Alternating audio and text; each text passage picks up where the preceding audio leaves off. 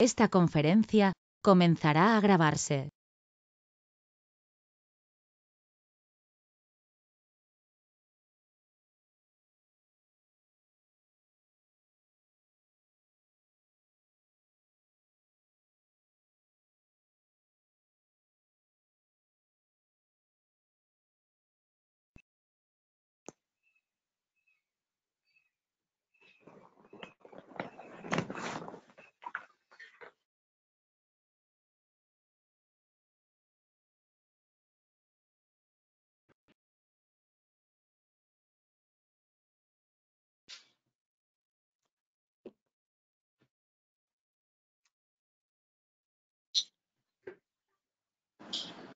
Muy buenas tardes a todos. Gracias por acompañarnos en este webinar sobre perspectivas y desafíos de la caficultura ante la crisis generada por el COVID-19.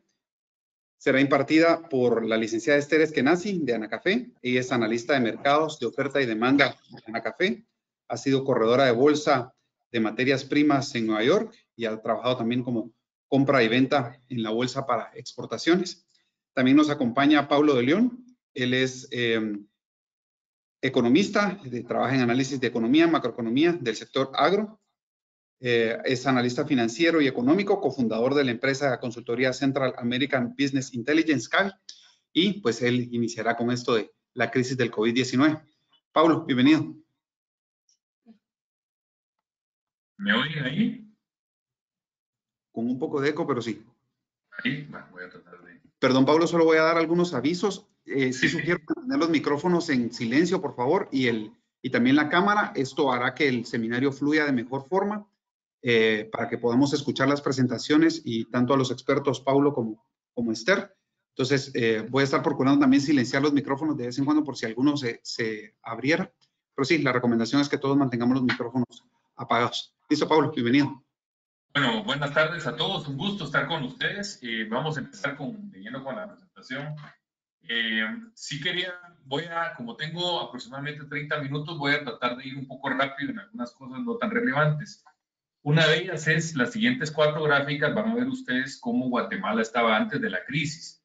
Y yo quiero usar el símil precisamente de la crisis COVID-19 de salud, para tratar de decirle que no es lo mismo que te agarre el virus cuando no tenés ninguna precondición negativa de salud y por lo tanto puedes aguantar de mejor manera.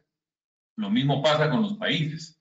Y Guatemala, debemos reconocer que en enero y febrero, el ciclo de negocios estaba en su mejor nivel o su mejor nota en una base 0-100 en 5 años, lo mismo que en tema de riesgos.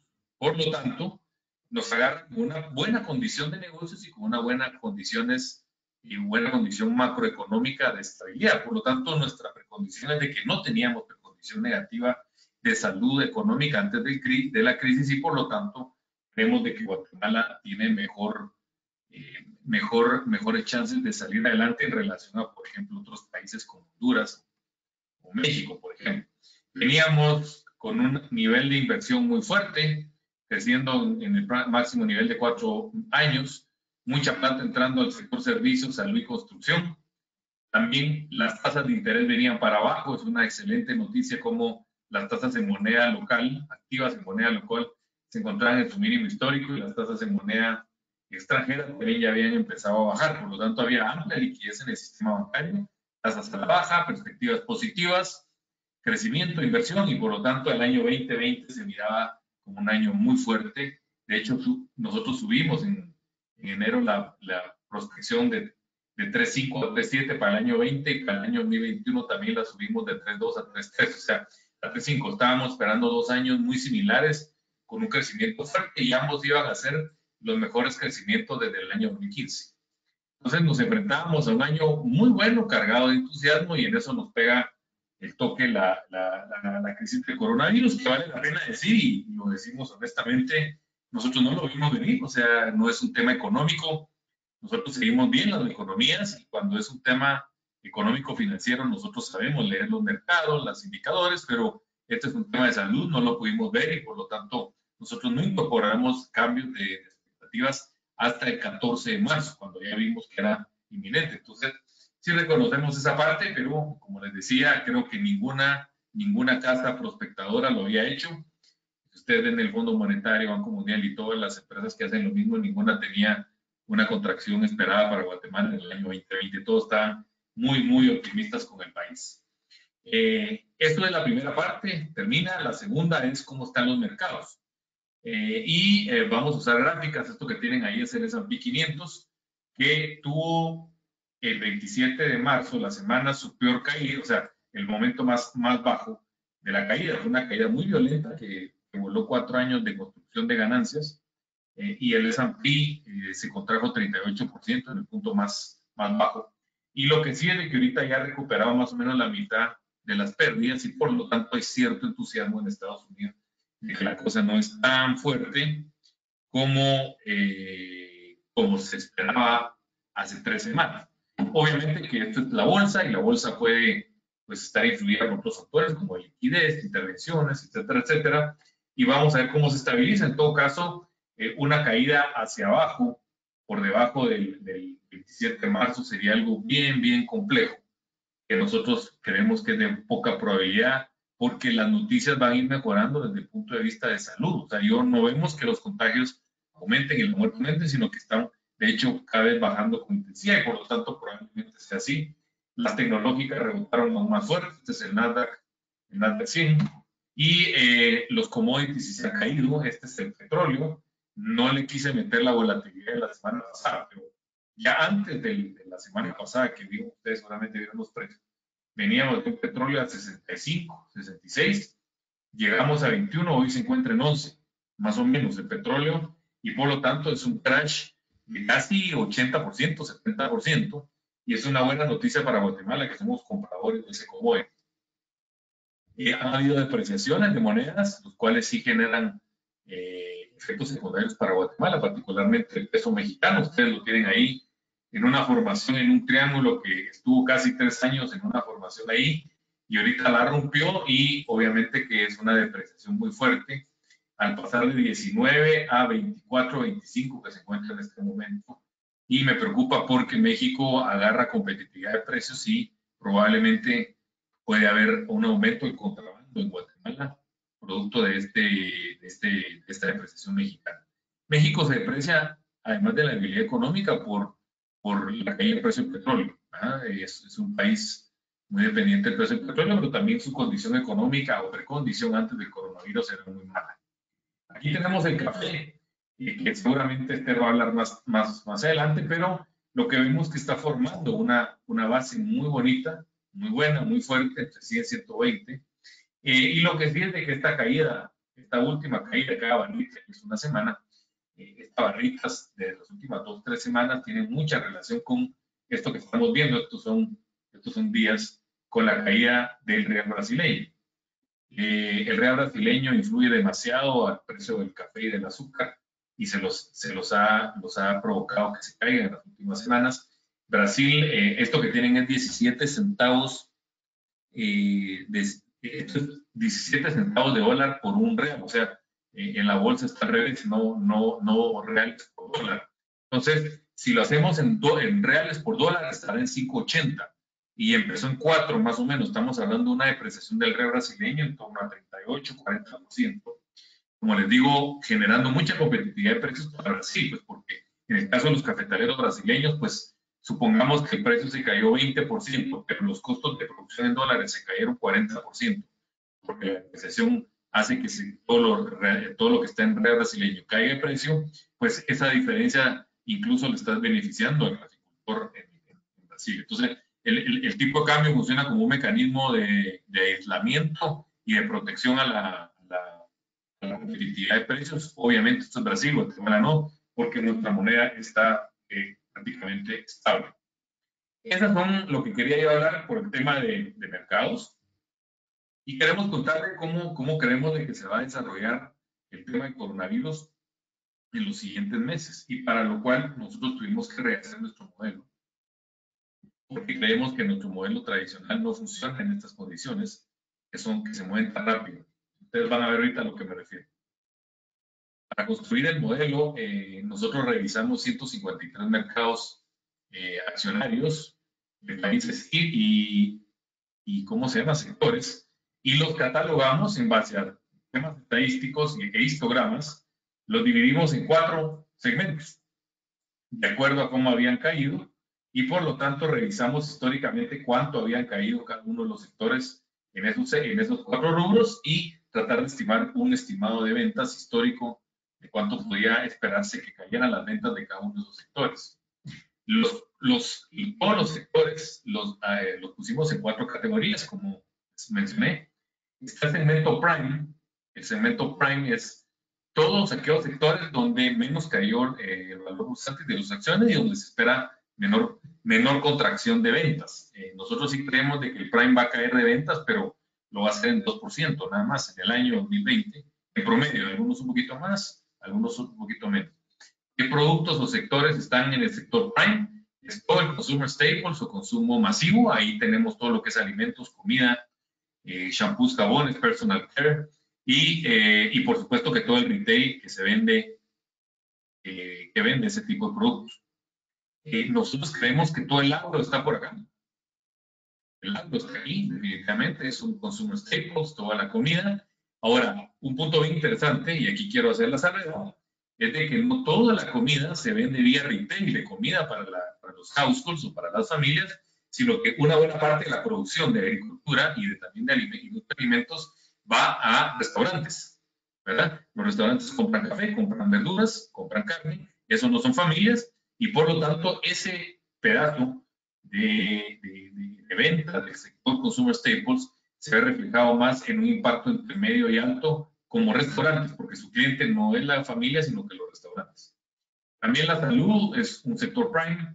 En el sector de impacto bajo tenemos todo el tema tecnológico, telefonía, internet, servicios de tecnología y de software como los que estamos usando para la presentación. También los utilities van a caer poco, porque son muy esenciales, tal es el caso de electricidad, agua y gas.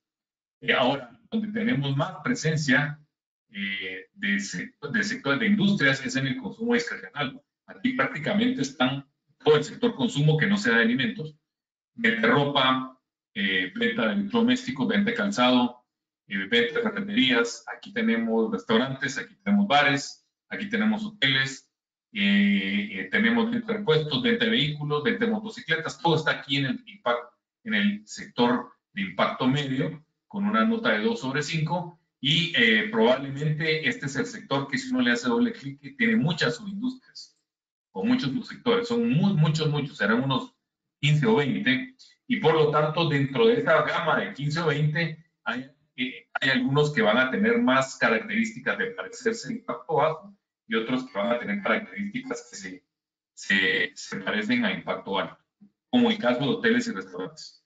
Es muy importante lo que está pasando en el sector hoteles y restaurantes, porque el lockdown nos ha obligado a cerrar y por lo tanto no tienen ningún ingreso de plata. El nivel de impacto alto está en los commodities, ya lo vimos por el tema del petróleo. El sistema financiero y la industria no alimentaria son de las que pueden sufrir bastante. La industria no alimenticia es fábrica de muebles, fábrica de metal mecánica, servicios profesionales, transporte, etcétera, está en esta parte y es de impacto alto. Aquí están las estimaciones históricas de cuánto estimamos que caiga la facturación para cada segmento en el año. No estoy hablando de cuánto va cayendo marzo o abril, o sea, abril 20, abril 19, sino que ya sumamos todo el año y cuánto puede caer en relación al año anterior. Y si vemos que definitivamente el prime va a caer ligeramente, un 2% del estimado, según lo que vimos en la parte histórica, un 8% los de impacto bajo, un 10% los de medio y 17% es el promedio para los que son de impacto alto, y es una caída importante y fuerte para el tema de impacto alto. Esa le hemos ido agregando información, en lo anterior fue todo un análisis histórico y ahorita vamos a tener que, como en Estados Unidos van entrando datos semanales, necesitamos tener un comparativo de cómo puede ser la recuperación y de cuánto es la caída en base a las ventas minoristas. Y eso es lo que van a ver ustedes ahorita. Tuvimos que decidir escoger la crisis subprime. No porque es la última o la más cercana, sino que porque es la que tiene una caída muy fuerte. Miren ustedes la recesión del 2001, pues no va a ser significativa porque se cayó poco en las ventas minoristas, mientras que en la subprime se cayó fuertemente y se tardó 24 meses para recuperar el nivel que tenía la crisis, las ventas. Estos son ventas sector. Probablemente en los 70 hubo alguna crisis que se parecía a esta, también en los 30, pero no tenemos la batería de datos que sí habían disponibles para el tema de la crisis subprime. ¿Qué nos dice la crisis subprime? En el punto más bajo, las ventas de comercio o de consumo se cayeron 13% y se tomó 24 meses para recuperar. Eso es lo que nos dice. Entonces nosotros queríamos armar un sistema de inteligencia para saber si en el COVID va a ser mejor la caída, va a ser peor la caída y ver la pendiente, si se va a parecer, si es más rápida o si es más lenta en la recuperación. Y entonces eso es lo que van a ver ustedes ahorita. Ya tenemos datos desde Estados Unidos, como les decía, actividad y ventas semanales, y lo que ustedes tienen es en la gráfica del lado derecho que al 27 de marzo Estados Unidos se sentía a un ritmo de ventas de menos 28. Esto es en relación a la misma semana del año anterior. Y vean ustedes cómo se deterioró esto en 3 semanas. Es una cosa impresionante, porque la gráfica del lado izquierdo, esta es la subprime, que cayó a menos 21, menos 22, pero para llegar a menos 22 se tardó 12 meses. Aquí cayó más fuerte porque estamos viendo que ya es más grande, pero lo está haciendo en 3 semanas. Por lo tanto, estamos viendo algo nunca visto, por lo menos en los últimos 100 años. Es una velocidad de daño que es impresionante y por lo tanto es poco predecible desde el punto de vista económico. Por eso les decía que tuvimos que cambiar nuestro modelo, que es más lento y que funciona para casi todo el tiempo, pero no para eventos como estos de pandemia o una guerra o cosas que uno no vio venir, que son fuera del ambiente económico. No lo puede detectar el modelo. Por lo tanto, tuvimos que adaptarlos y lo tuvimos que hacer así. ¿Cómo va Europa? Si Estados Unidos tiene una crisis, perdón, una caída que es aproximadamente 25% más fuerte que la de la subprime, no les quiero decir Europa. Miren ustedes, Europa durante la subprime, bajó de 50 a 33, ahorita está en 13. O sea, es una cosa realmente impresionante la caída del nivel de la confianza y de actividad en Europa en relación a la subprime. Está mucho, mucho peor que la subprime. Por lo tanto, Europa estamos descontando un escenario, bueno, Estados Unidos negativo y fuerte, peor que la subprime, pero en Europa es una cosa realmente sin precedentes esta caída que estamos viendo. Ya tienen ustedes más que todo todas las divisiones de las ventas minoristas por segmento prime, bajo, medio y alto. Y nosotros estamos ahorita, lo vamos modificando, tenemos que meter todo lo que es industria manufacturera a este tipo de análisis, telecom, logística, banca, seguros, etcétera, etcétera, para poderlos colocar si son prime, bajo, medio y alto, y eso es lo que vamos a hacer pronto. Ahorita solo decidimos hacerlo por el canal de Sellout vía Retail 6, porque creemos de que es algo positivo y rápido y creo que ocupa, entrega mucha información para la gente. Finalmente, este es nuestro modelo. Esta es la subprime con una caída de 13, ¿se recuerdan? En el trimestre que fue la crisis y después cada trimestre empieza la recuperación. Aquí solo están graficados 6 trimestres y ustedes pueden ver que para la subprime habían pasado 6 trimestres y todavía le falta un trecho largo por recorrer para recuperar el nivel de ventas antes de la crisis. Estamos pronosticando nuestro escenario base, que ustedes van a ver cómo después lo trasladamos a cada país, es de que esta crisis va a ser peor, pero la pendiente es mejor. O sea, estamos esperando que para Estados Unidos se recuperen entre 18 y 19 meses las ventas que habían antes de la crisis. ¿Cómo lo triangulamos para cada país? Va a depender de esta notita que ustedes ven aquí que nosotros tenemos hecha. Nosotros tenemos la nota de ciclo de negocios, esa la calculamos todos los meses, y riesgo macroeconómico. Ahí pueden ver ustedes que Guatemala tenía un ciclo de negocio de 3.65 sobre 20 y un riesgo macroeconómico de 3.2 sobre 5, perdón, 3.65 sobre 5, y siendo Guatemala en segundo lugar detrás de la Dominicana, pero en tema de riesgo macroeconómico somos los número 1 de América Latina, o por lo menos los 11 países que seguimos. La otra cosa interesante es que además de estas variables que nosotros calculamos siempre, también queríamos meterle la exposición global y la estructura sectorial. En una tercera versión le vamos a meter aquí el paquete de ayuda económica, eso es un tema importante, y también cómo está el tema de salud, porque si la cosa está más lento, probablemente tengamos que ajustar las expectativas. En términos generales, Guatemala tiene la mejor nota y eso nos hace pensar que la caída no va a ser tan violenta acá y que probablemente tengamos una recuperación un poquito más lenta que lo que está esperando el modelo estándar. De hecho, nosotros tenemos proyectado para Guatemala 15 meses. O sea, es decir, que a partir de abril de este año, 15 meses más vamos a estar recuperando el nivel de crisis de ventas antes de la crisis. Eso es el país. Ahí van a haber sectores que lo van a recuperar antes y hay sectores que lo van a recuperar después, pero en promedio el país va a tomarse 15 meses. Aquí tenemos los datos de las facturaciones para Guatemala estimadas. ¿Cómo lo hicimos? Lo hicimos, como ustedes ya vieron, tenemos la trayectoria por país y lo ajustamos por sector, porque también tenemos todos los datos de los sectores altos de prime, bajo, medio y alto impacto, y entonces era bien sencillo. Si la agricultura tiene una nota de 5 sobre 5, es decir, del sector prime, entonces tiene una pendiente muy diferente que si fuera, por ejemplo, voy a poner un ejemplo ustedes aquí, hoteles y restaurantes, hablar ahí también. En un sector de impacto alto. Por lo tanto, la trayectoria del agro es bien diferente que la trayectoria de hoteles y restaurantes. Por lo tanto, nosotros estamos viendo para el sector agrícola, la producción de bienes agrícolas, que solo se contraiga 3.4%, pongámosle así, en la facturación 2020. Estamos hablando todo el año.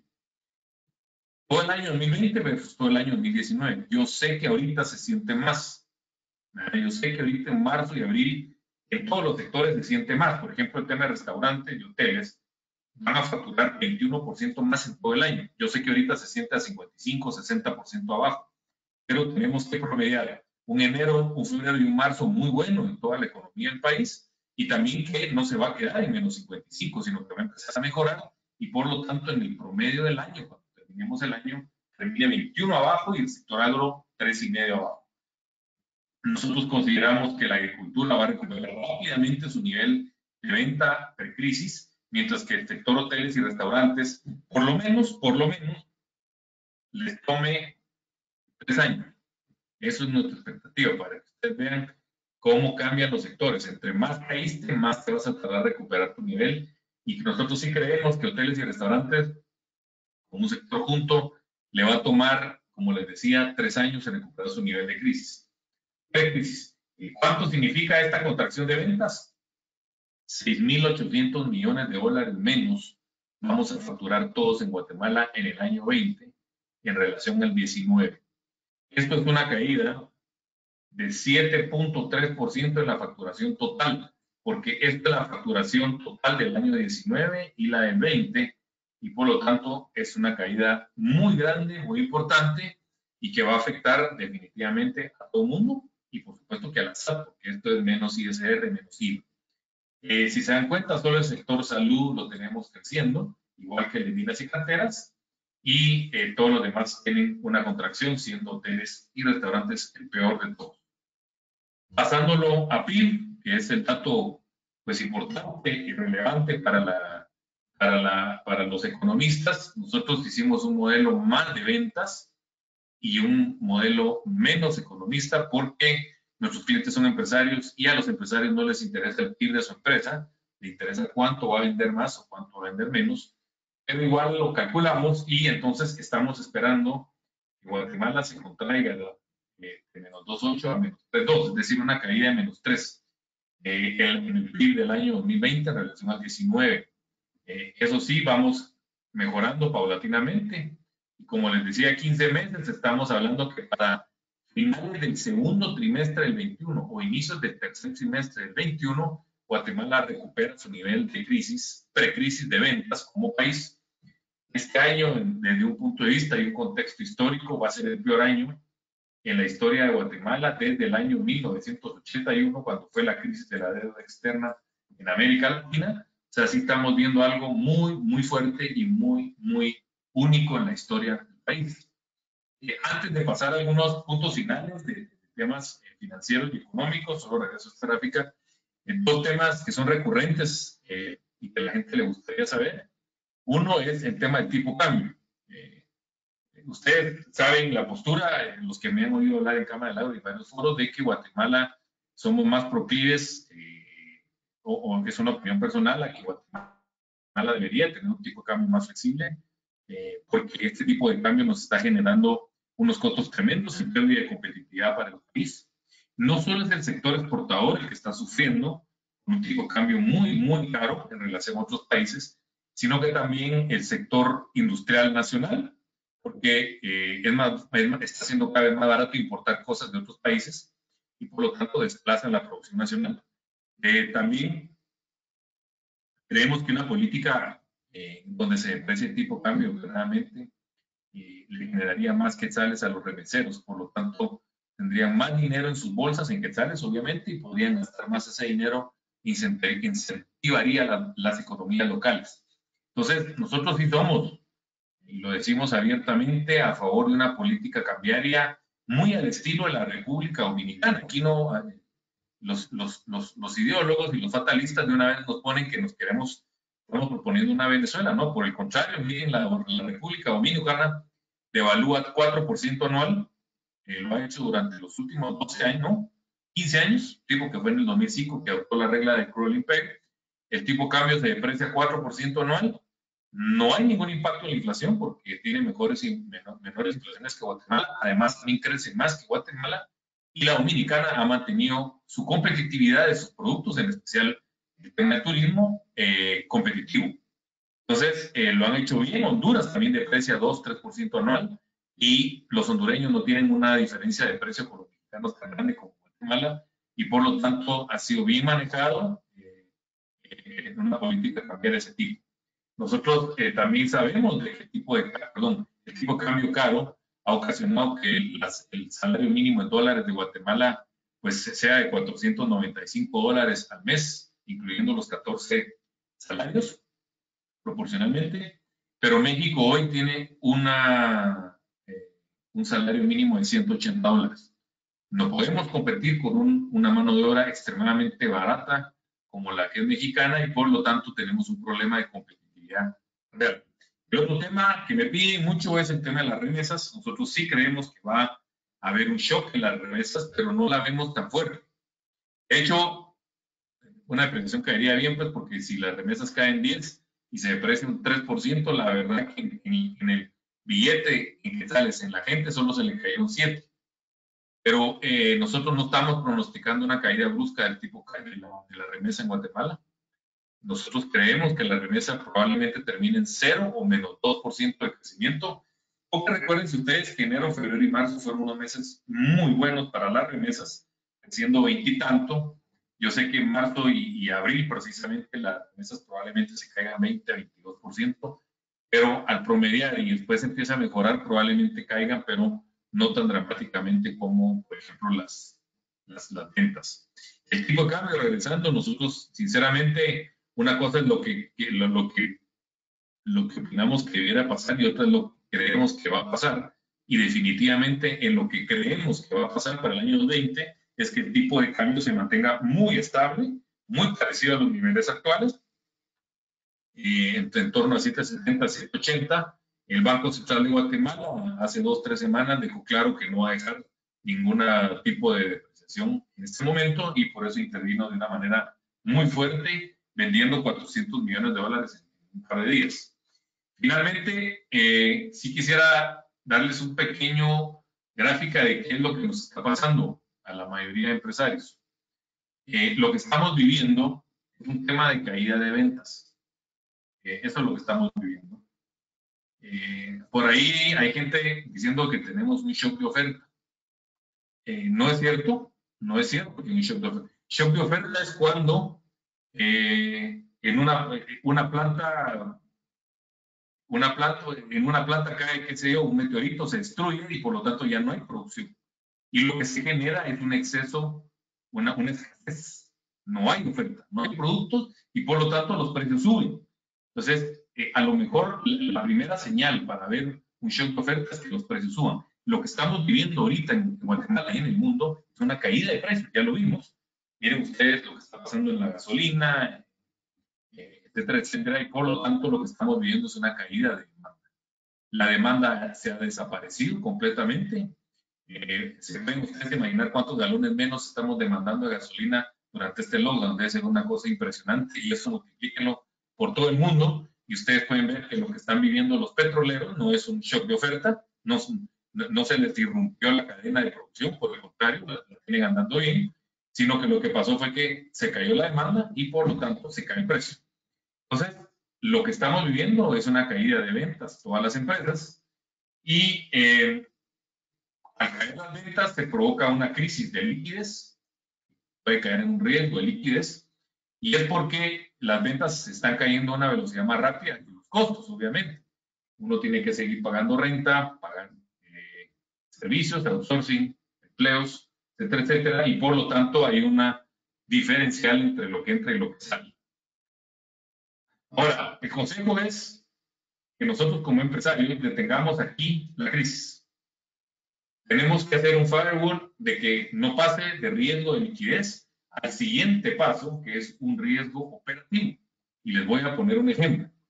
Si por la crisis de liquidez yo ya no le puedo pagar ¿cómo se dice? A un proveedor mío de un bien esencial para mi negocio, cuando se levante la restricción, no me va a querer despachar ese bien esencial y yo no voy a poder operar y yo ya no voy a poder vender. Y ya se produce que la crisis de liquidez provocó un riesgo operativo, porque no voy a poder operar porque no me van a despachar mi producto porque no estoy solvente.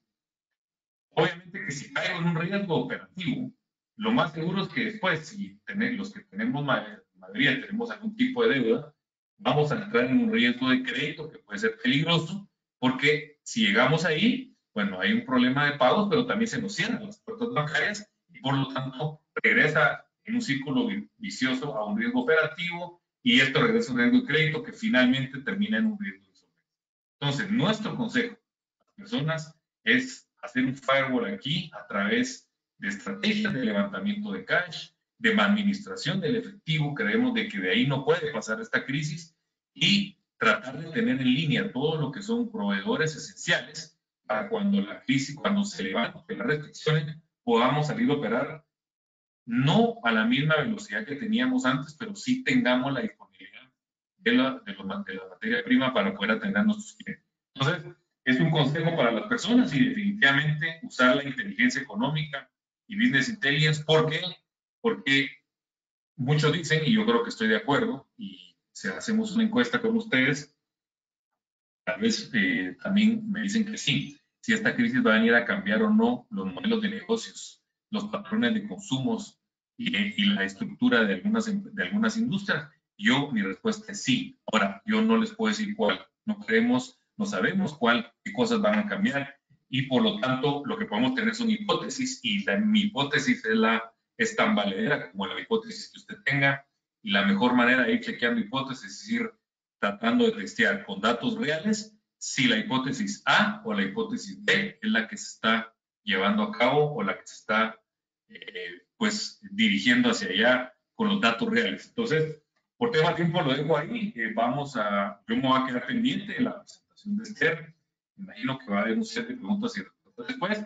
Y si no, pues con mucho gusto, ahí tienen ustedes nuestra dirección de Twitter, de Cavi Economics, de Cavi Data Analytics, nuestro LinkedIn y aquí está mi correo electrónico. Cualquier cosa estamos a la orden y espero que les haya gustado la presentación. Muchas gracias. Muchísimas gracias, Pablo. Vamos a dejar las preguntas, por favor, para que las revisen en el chat y aquí las vamos a ir anotando para luego hacerlas públicas al final de la presentación de Esther. A continuación, pues nos va a hablar Esther Eskenazi. Ella, como ya les comenté, pues es analista de mercados aquí en Anacafé. Y pues vamos a proceder a darle los controles a Esther.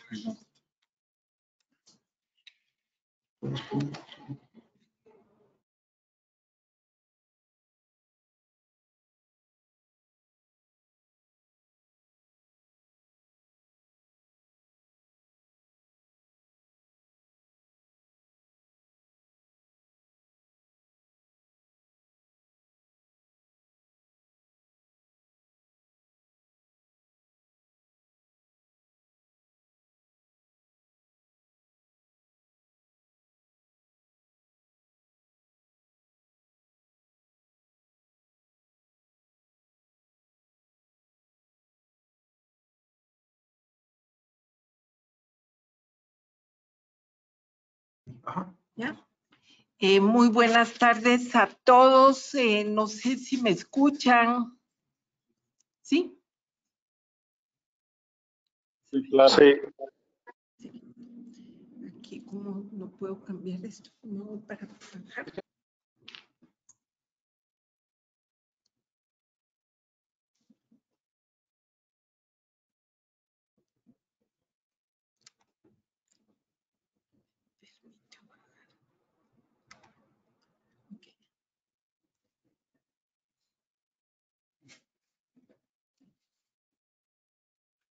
Esto, un poquito. Sí, no,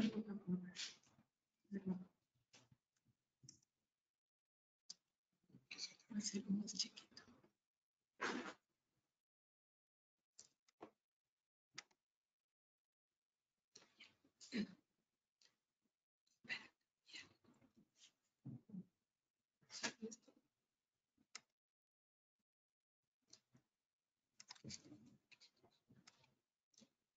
Tenemos que revisar. Bueno, muy buenas tardes a todos nuevamente. Aquí vamos a ver qué está pasando un poco con el café. Primero que nada, quiero comentarles que la primera vez que yo oí del COVID fue el 30 de diciembre. Yo creo que así como yo, tantas personas en el mundo no teníamos ni idea de lo que estaba pasando. Todo empezó en la ciudad de Wuhan y se llamó el virus de Wuhan, la ciudad donde empezó, pero por el problema de la guerra comercial entre Estados Unidos y China, le cambiaron de nombre a coronavirus. El coronavirus ha causado el confinamiento de 80% de la población del mundo por más de 6 semanas y la paralización de 90% de los vuelos internacionales, lo que ha obligado al cierre de aeropuertos, fábricas, tiendas, bares, restaurantes, paralización del turismo, menor demanda de petróleo, restricciones de viaje y adicional a todo esto tenemos una guerra de precios entre Arabia Saudita y Rusia, a pesar de que la Organización de Países Exportadores de Petróleo dijo que había hecho un recorte de 9.5 millones de barriles. El desplome de los precios del petróleo por debajo de cero, jamás visto en los mercados, lanza una señal al mundo, porque siempre habíamos visto los mercados que al alza era el infinito y a la baja el potencial máximo era de cero. Entonces el mundo se está concentrando ahorita en buscar espacio para tanques y lugares, almacenes para almacenar petróleo. Lo interesante de esto es de que toda la vida nos convencieron de que había un faltante de petróleo en el mundo y lo que estamos viendo, esto es de que no era cierto. Dentro de las cosas más importantes en América Latina es que ha habido un desplazamiento y movilización de personas que están regresando a sus países de origen por el miedo que tienen. El índice de materias primas por esta caída de los mercados y la caída de los precios del petróleo está en el nivel más bajo de 21 años. Para el café, el nivel de 100 parece ser el nivel de $40 que teníamos hace 20 años porque los costos se han incrementado. tenemos que los principales índices de acciones devolvieron el alza desde el 2016, pero se han recuperado porque lo que es más importante para esta crisis y lo que se ha visto en estas crisis desde la caída de la bolsa en 1987 es que hay más tecnología, más comunicación y los países han reaccionado más rápidamente a esta situación. Lo que estamos viendo es que Estados Unidos lanzó un paquete de estímulo jamás visto en la historia, porque estamos en un año de elecciones y esto nos indica que las cifras de desempleo se están incrementando porque en Estados Unidos los desempleados están tomando el beneficio de 4 meses de desempleo que les dio el gobierno. Además, todos recibieron sus cheques de $1,200 el 15 de abril. Entonces, ellos pueden estar perfectamente bien en los próximos 4 meses mientras esta situación empieza a mejorar.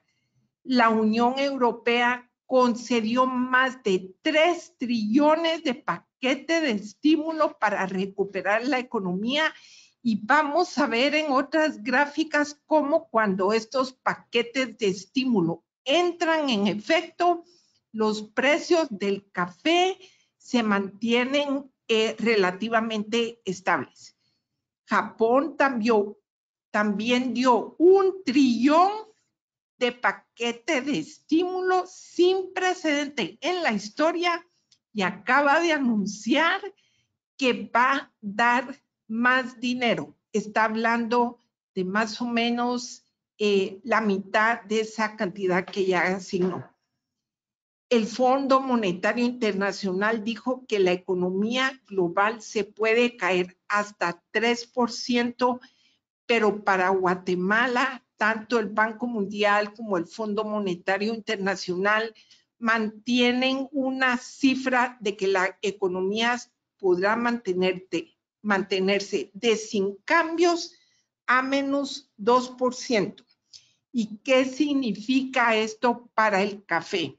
Primero, abrir la economía en todos los países compradores de café significa que las fábricas, comercios y tiendas de café van a abrir lentamente. Se está hablando de que primero van a permitir que entren 10 clientes, si no hay incremento de contagios, subirá a 25, luego a 50, luego a 100 y así sucesivamente hasta que todo se normalice.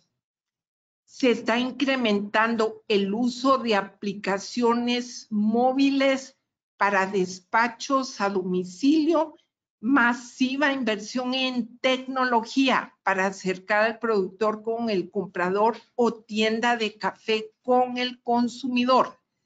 Más tiendas van a tener que implementar el concepto de autoventas.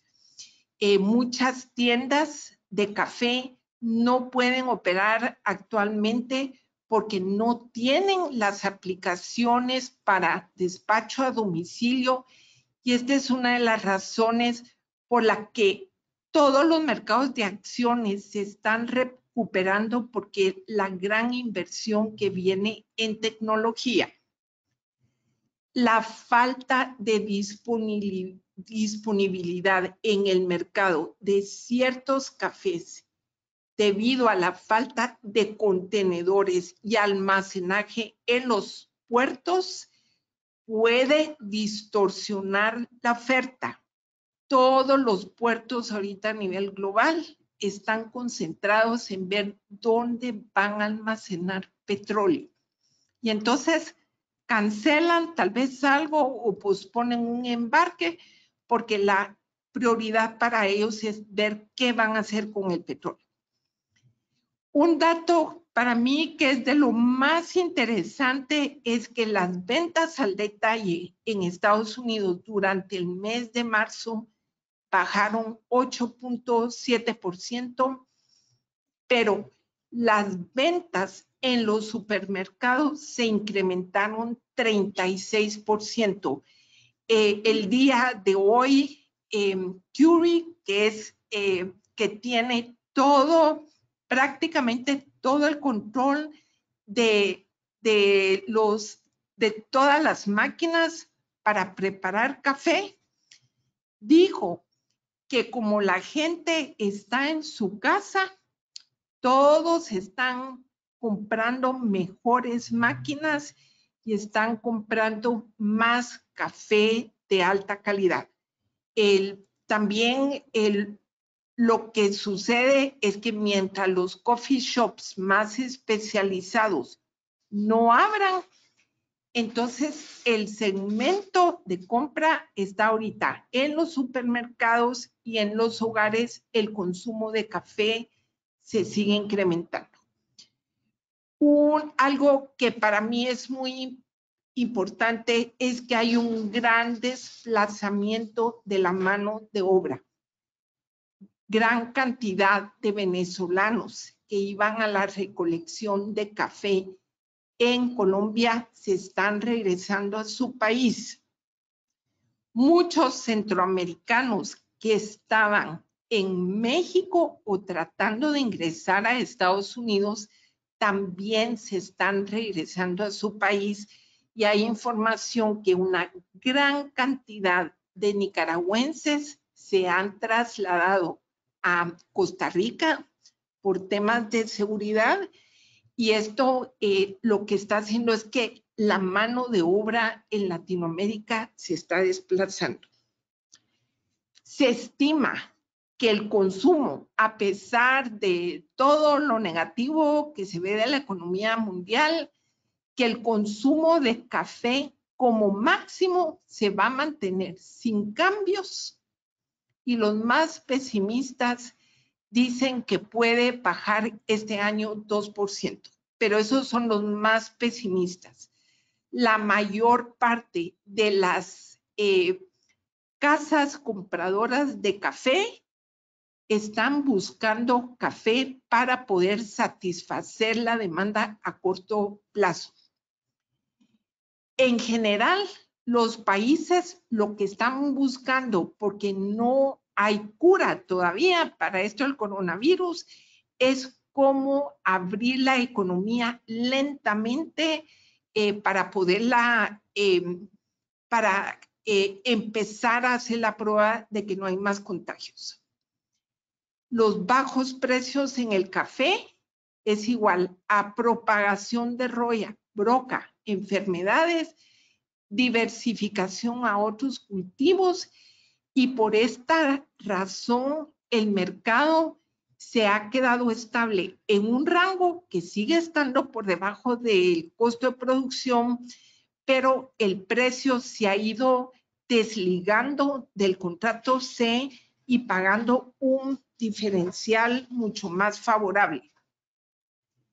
Dentro de los desafíos que tenemos es que el Fondo Monetario Internacional ha condonado la deuda de 25 países africanos, y hay que controlar a este Fondo Monetario Internacional para que no pongan a África a producir café, porque ellos no tienen salario mínimo. También se está hablando de que las remesas familiares a nivel global pueden tener una caída hasta de un 20%. Brasil, Colombia y México seguirán devaluando la moneda si el petróleo permanece bajo, porque ellos tienen una alta dependencia del petróleo. Y mientras tanto, nuestra economía, pues, y nuestra moneda permanece estable, y este es un gran desafío que tenemos. No sabemos en realidad cuándo el mundo va a regresar a la normalidad, porque el mundo está esperando a que Estados Unidos abra las puertas de toda su economía para ellos abrir también, y algunas fuentes del gobierno esperan que todo se vaya a normalizar hasta el mes de septiembre. O sea que tenemos todavía este verano que va a ser un poco anormal. Dentro de las ventajas que tiene el café es que el café se puede exportar y se puede almacenar. El petróleo no se puede consumir, no se puede tomar. El café es una bebida popular y está aquí para quedarse. El COVID lo que nos ha demostrado es que el mundo tiene una alta dependencia en China.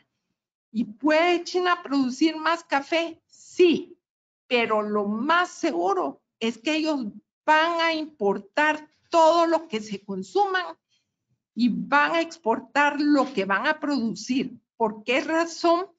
Porque hay una gran desconfianza, vino el COVID, la gripe aviar, la fiebre porcina. Entonces, lo que podemos esperar para el futuro es que China va a importar el café que consuma. Otro dato muy interesante, con toda esta crisis, una gran cantidad de empresas de maquila, fabricantes de repuestos, se están saliendo de China y empiezan a trasladarse a Vietnam. Esto nos puede decir que la producción de Vietnam también ha llegado a su tope. También una gran cantidad de fabricantes de carros se están viniendo a México, aprovechando el tema de la devaluación y la cercanía que hay con el mercado de Estados Unidos. Por la cercanía que seguimos teniendo con Estados Unidos, hay que seguir manteniendo la calidad. Ellos van a seguir consumiendo café y hacer unos ajustes para atraer más inversión extranjera al país, viendo también el tema no solo del café, sino de que se puedan venir sobre todo fabricantes de repuestos a Guatemala por la proximidad que hay con el mercado de Estados Unidos. Y aquí quiero mostrarles este cuadro de la oferta y demanda mundial de los países productores de café que sacó el USDA en diciembre. Va a salir la nueva estimación de la cosecha aproximadamente el 16 de junio y lo que podemos apreciar es que los inventarios de café han venido a la baja. Y es muy importante ver la estimación de producción que va a salir en el mes de junio y de consumo, porque por todo este gran desplazamiento que ocurrió de mano de obra, yo creo que van a haber ajustes en el consumo, pero también van a haber ajustes en la producción, aunque estén hablando de que Brasil va a tener nuevamente una buena cosecha de café. Podemos ver en esta gráfica cómo esta gráfica es una comparación de cómo el índice de acciones del Dow Jones y las materias primas, podemos ver cómo las materias primas están en niveles de 1999, o sea, una deflación tremenda, pero el café ha permanecido estable y a pesar de la gran corrección que tuvo el mercado de acciones, todavía permanece en una tendencia alcista y las acciones han recuperado la mitad de toda la caída desde que el paquete de estímulo empezó a llegar a manos de las empresas y de la población. Tenemos aquí esta gráfica.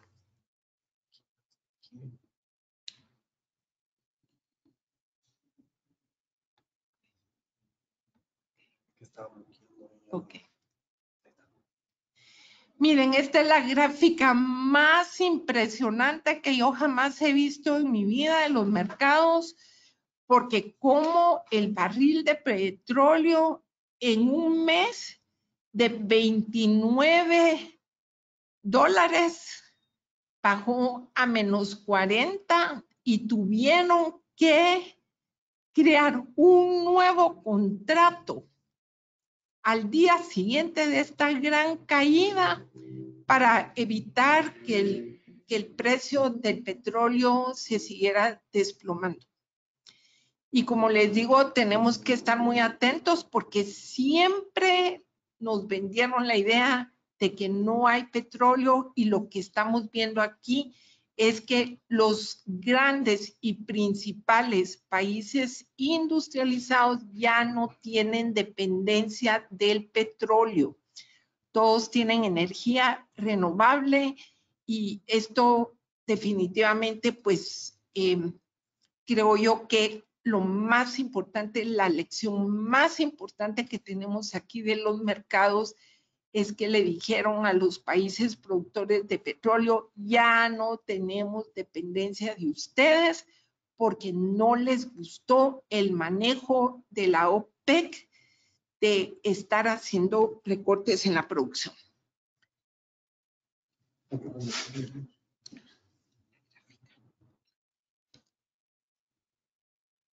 Me da pasar la siguiente. Aquí está. Y esta es la gráfica que más me gusta del café. Este es el comportamiento anual de los precios del café desde 1979.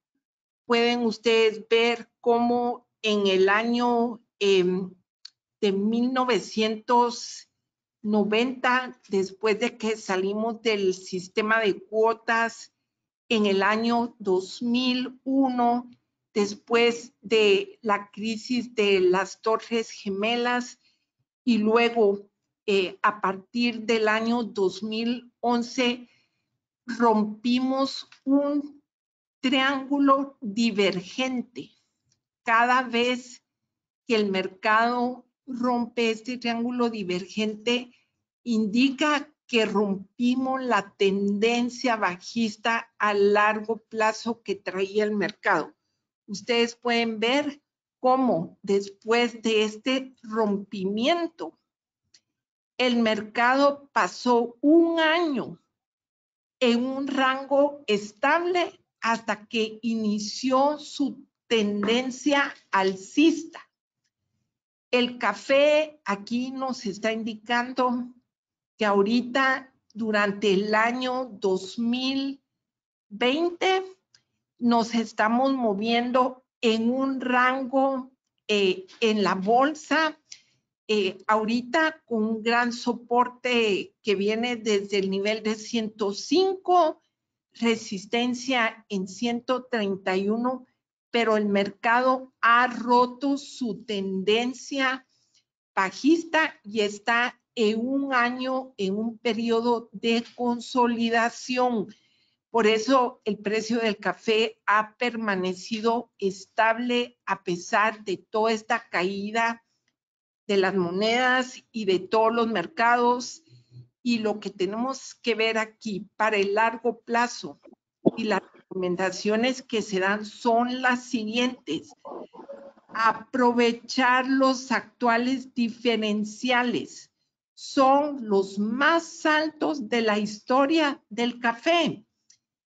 Aprovechar el diferencial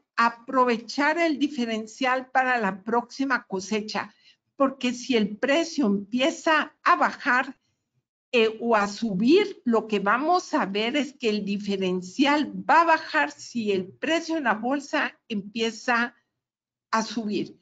aprovechar los actuales diferenciales. Estamos en un nivel récord de diferencial. No exportar café sin precio. Nunca, nunca.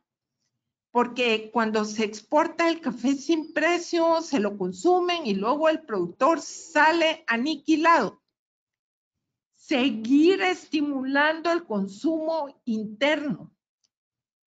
México es ahorita el país más competitivo de todos los países productores de café y nos puede inundar con contrabando de café. Hay que ver este tema de decir no al contrabando de café y estimular el consumo interno.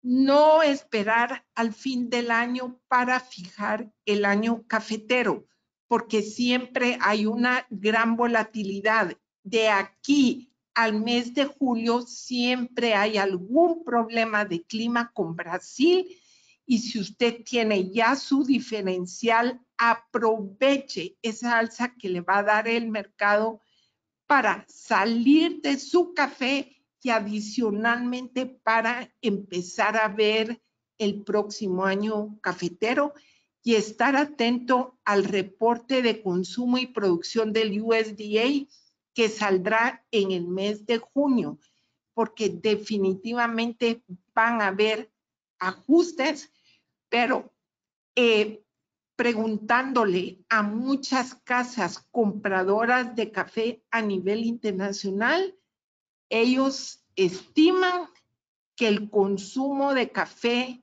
se mantiene, que las compras de café se mantienen también, y entonces hay que aprovechar estos actuales diferenciales. La única vez que vimos estos diferenciales fue en el año 2009 y a principios del 2010, entonces aprovechar el diferencial para que si el mercado tiene un repunte, ir saliendo de todo el café de esta cosecha.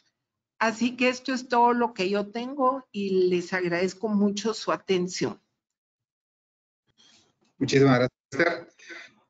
Tengo aquí algunos comentarios, unas preguntas específicamente para Pablo. Moisés Fuentes nos dice que muy optimista, me imagino que es respecto a las proyecciones de recuperación. Si pudieras comentar algo también, Pablo. Cristina nos dice que en el tema de exportación del sector agrícola, si se puede tener impacto negativo por rechazos de productos o mayores exigencias sanitarias y fitosanitarias, agregaría yo. Y usted nos dice en cuanto al quantitative assign, que va a ser Guatemala. Y Lucho también nos dice que cómo se espera se contrarreste la subida del dólar al tener una gran caída de remesas. Esos son algunos de los comentarios que realizan directamente para Pablo, por favor. Sí. Bueno, sí, vamos a empezar con la pregunta del quantitative easing de Guatemala. Aquí me imagino que se refiere a los 11,000 millones de quetzales que se van a emitir para comprar la deuda que el gobierno hizo para el tema de la ayuda económica por el COVID-19. Nosotros creemos de que el quantitative easing en Guatemala no lo vemos como problemático desde el punto de vista de inflación. Hay que hacer un tema ahí. Cabalmente estaba hoy platicando con un colega que lo que hemos visto hasta el momento ahorita no ha habido ninguna inyección de dinero en la economía porque todavía no se está ejecutando todo ese dinero. Lo que sí hemos visto es el retiro de 3,000 millones de quetzales de la economía nacional. O sea, aquí no hay quantitative easing, sino que quantitative, ¿cómo se llama? Strengthening. O sea, lo que estamos en el Banco Central, ¿qué hizo? Salió a vender 400 millones de dólares y recogió, ¿qué cosa? Quetzales. O sea, lo que está haciendo el Banco Central es, en vez de meter plata, que es lo que debería estar haciendo, para que porque la liquidez de la economía, no de los bancos, la liquidez de la economía está mala, ha retirado dinero a la economía y por eso el tipo de cambio lo mató. Retiró el equivalente a 400 millones de dólares, que estamos hablando de 3,000 millones de quetzales. Entonces, supongamos que regresan 11 menos los 3, en términos generales van a ser 8. Pero el dinero en circulación, el M2 en Guatemala, estamos hablando que son 270,000 millones de quetzales, o sea, estamos hablando que 8 sobre 270 es una cifra muy pequeña y no genera ningún tema de inflación. Y yo personalmente creo que debería ser un poco más agresivo para estimular, pero como les digo, no vemos que vaya a haber ese tema, ninguna crisis de inflación. Por el otro lado, el tema de cómo se va a contrarrestar el tema del dólar con la caída de las remesas, pues sí, es una buena pregunta, pero nosotros creemos de que solo con la caída del precio del petróleo va a más que compensar la caída de la oferta de dólares.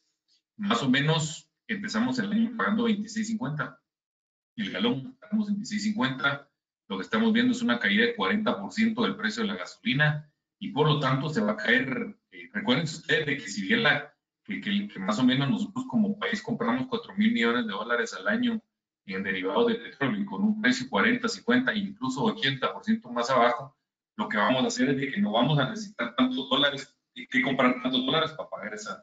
Entonces, esto va a nivelar la caída de la remesa, la demanda de dólares por importación de gasolina. Ahora, además, estamos esperando una contracción en la demanda de dólares para importación. Y recuerden que a partir de mayo se venía una depreciación casi siempre estacional, porque todos los retailers mandaban a pedir cosas para tener todo listo para salir a vender a la gente en su bono 14 para julio.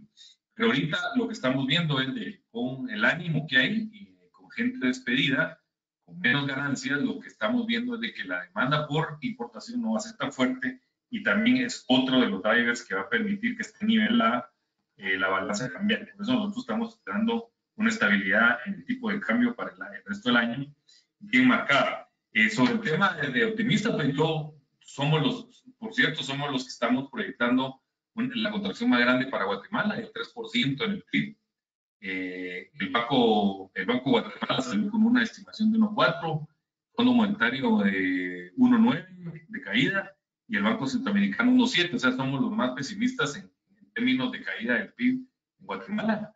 Sí creemos de que es una crisis única en la historia y sí creemos de que es una crisis muy fuerte y que va a generar cambios, como hablamos, radicales en el modelo de los negocios y muchas industrias dañadas y también mucha empresa que va a ver qué hace para subsistir. Entonces, y nosotros creemos de que, debido a esto, creemos que lo que se está haciendo por parte del gobierno no es lo suficiente para estimular un poco la economía.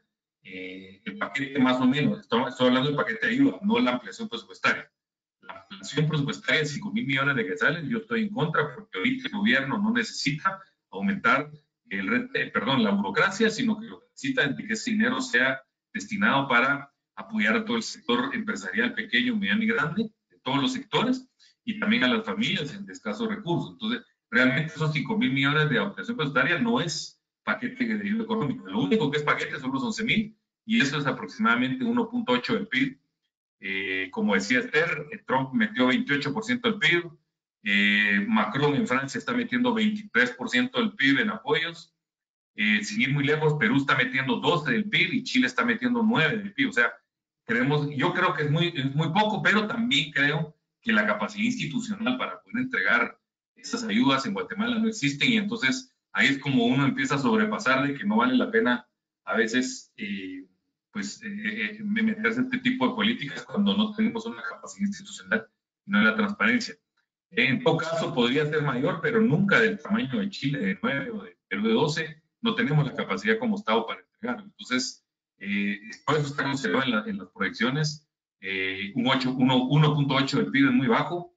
Creemos que hay industrias completamente dañadas. Les voy a poner un ejemplo, la industria de hoteles. La industria de hoteles no sale con un préstamo. O sea, yo creo que tiene un problema severo. Porque imagínense ustedes que es mantener una inversión en CAPEX donde hay piscinas, cuartos, máquinas, es muy grande, no es como un restaurante, que un restaurante tiene costos variables muy altos. No sé si me explico. Y por lo tanto uno puede hacer un scale back bien rápido, un scale down bien rápido, es decir, saco a esta gente, no pago proveedores y me voy al mínimo y una vez abran yo empiezo a subir y regreso. Pero un hotel, los costos variables son sustancialmente más pequeños y por lo tanto tienen problemas.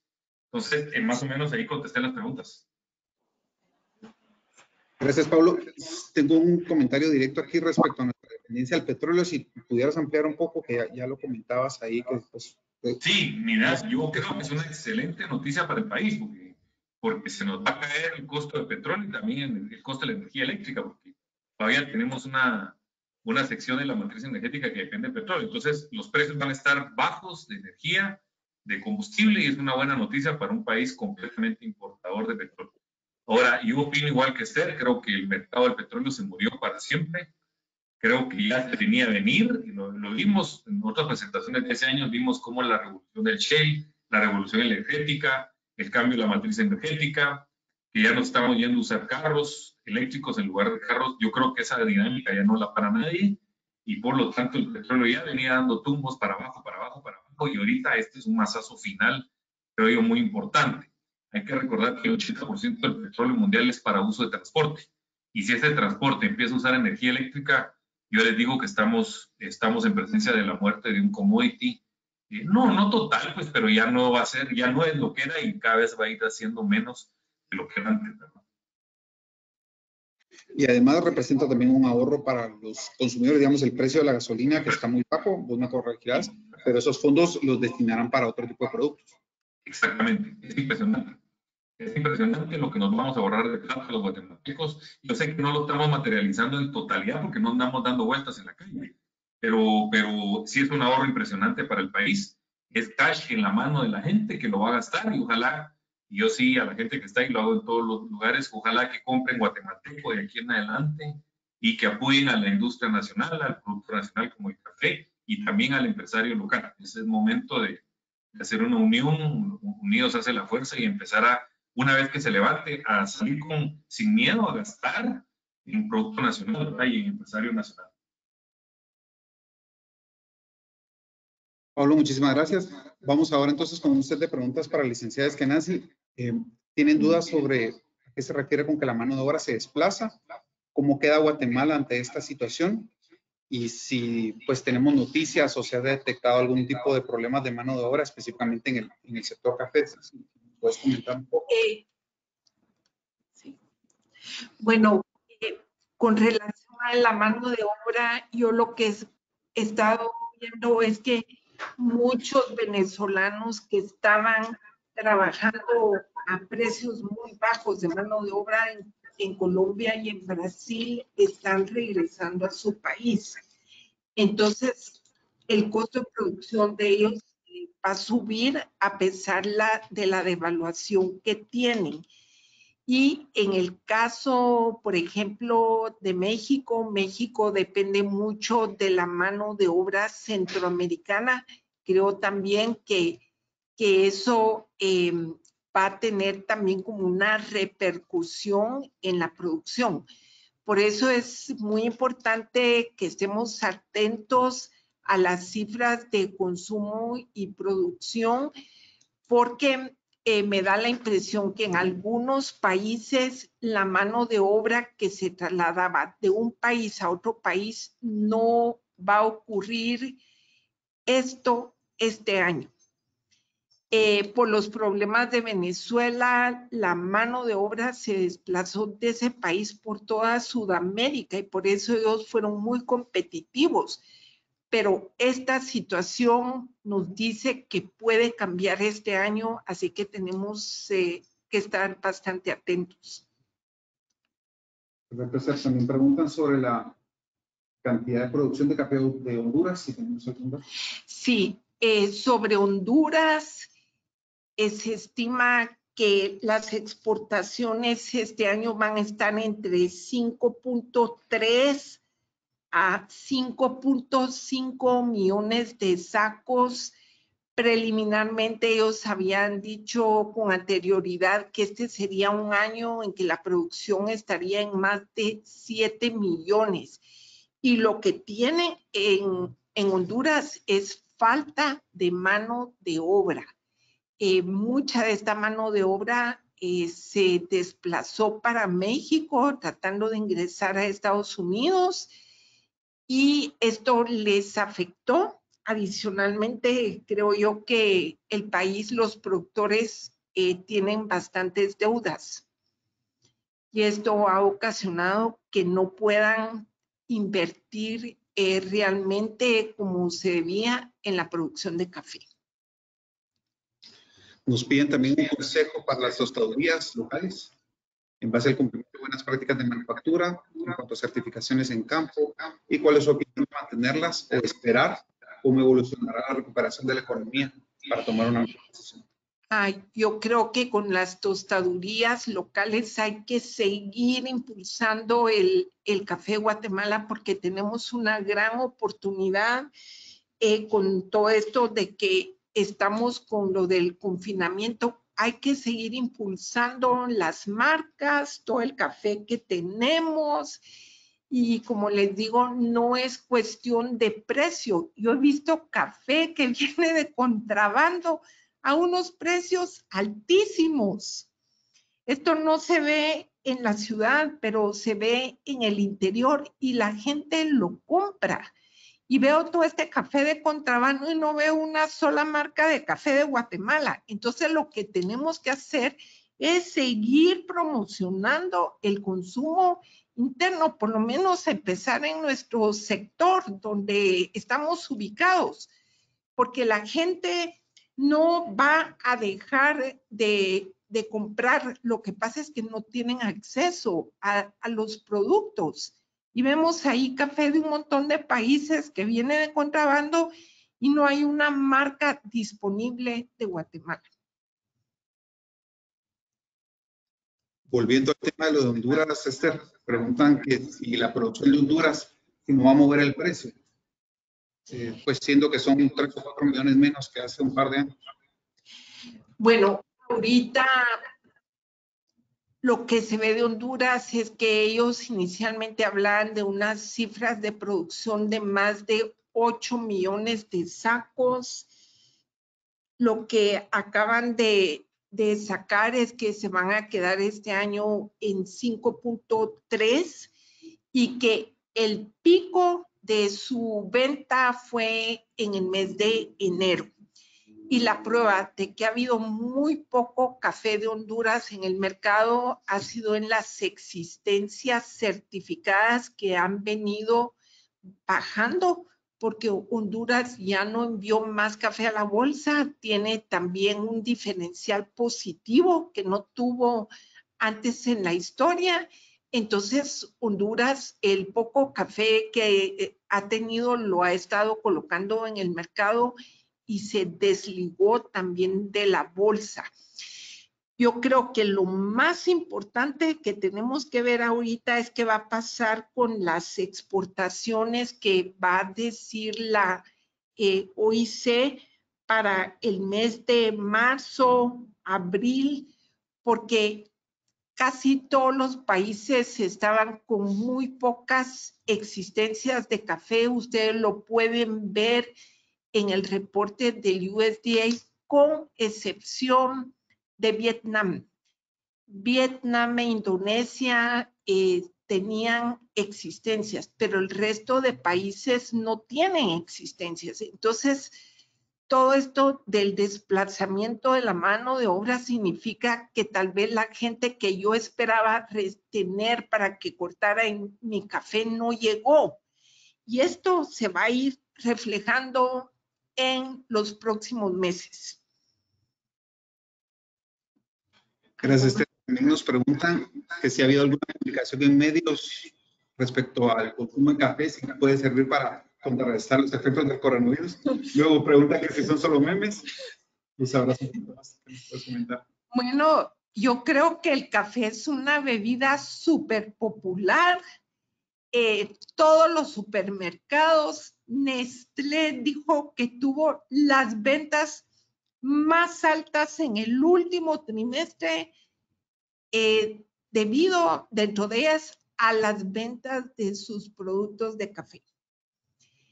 Y lo que dijo Keurig hoy en la mañana fue muy importante porque dijo, la gente en sus casas está aprendiendo a preparar café más rápidamente y puede que esta tendencia se vaya a quedar mientras no abra la economía totalmente. Como les digo, todos los restaurantes y coffee shops van a ir abriendo lentamente y el consumo está ahorita en la casa. Entonces hay que aprovechar para seguir promocionando todos los cafés localmente.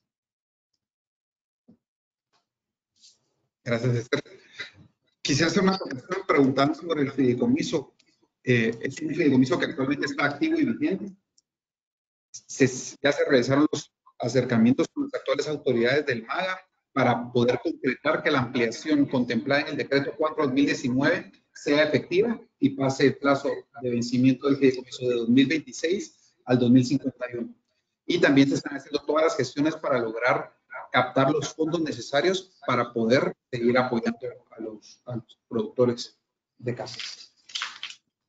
Básicamente ya hemos respondido todas las preguntas y comentarios. Chale. Muchísimas gracias a todos por su participación en este webinar de perspectivas y desafíos de la caficultura ante la crisis generada por el COVID-19.